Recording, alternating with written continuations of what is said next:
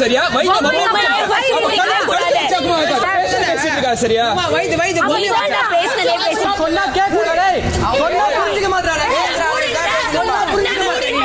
Big பாஸ்ல நீயும் பொம்மை தான் நானும் பொம்மை தாங்கிற கேம் நடந்துட்டு இருக்கு. இப்போ இந்த ரவுண்டில் பிக் பாஸ் என்ன சொல்லியிருந்தாருன்னா, ஆல்ரெடி அவுட் ஆனவங்க வந்து விளையாடுறவங்கள தடுக்கலாம், ஆனால் வந்து பால் பீட்டில் குதிக்கக்கூடாது, டால் ஹவுஸ்குள்ளே போகக்கூடாதுங்கிற மாதிரி ரூல்ஸோட இடைப்பட்ட இடத்துல தடுக்கலாங்கிற மாதிரி ரூல்ஸ் இருக்குது. இப்போ இதில் வந்து ஜெஃப்ரி வந்து ரயான் பொம்மையை சேவ் பண்ண பார்க்குறாரு. ஜெஃப்ரியை வந்து ராணவ் வந்து தடுக்கிறாரு, ராணவை வந்து ரயான் தடுக்கிறாரு. இந்த மாதிரி போனது ஒரு சட்டத்தில் பிளாக் பண்ணுறதை தாண்டி சோக் பண்ண ஆரம்பிச்சிட்டாங்க. ஸோ அவங்க வயிற்ற இது பண்ணுறது, ரயான் வந்து ராணவோட கழுத்தை பண்ணுறதுமா ஒரு மாதிரி கேம் வந்து சீரியஸாக போயிடுச்சு.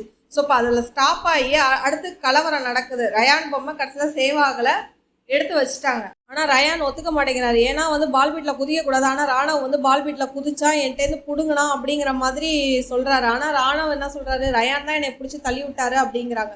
இந்த மாதிரி வாக்குவாதமாக போயிட்டு இருக்குது அந்த இடத்துல ஜாக்லின் உடனே வந்து, ராணவ் நீ செஞ்சது சரியா, நீ வந்து அப்படி பிடிக்கலாமா, ஜெஃப்ரியை போய் இடுப்பில் அப்படி பிடிக்கிறியா, அவனுக்கு எதாவது ஆணுச்சுன்னா என்ன பண்ணுவேன் அப்படிங்க.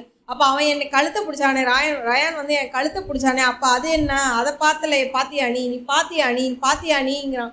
உடனே வந்து ஜாக்லினும் மீறி பேசுகிறாங்க, நீ மூடு அப்படின்னு சொல்லிடுறாரு ராணவ். உடனே வந்து சௌந்தர்யா வந்துடுது. ஜாக்லினை ஃபஸ்ட்டு மரியாதை கொடுத்து பேசு அப்படின்னு சௌந்தர்யா ஏறிக்கிட்டு வராங்க.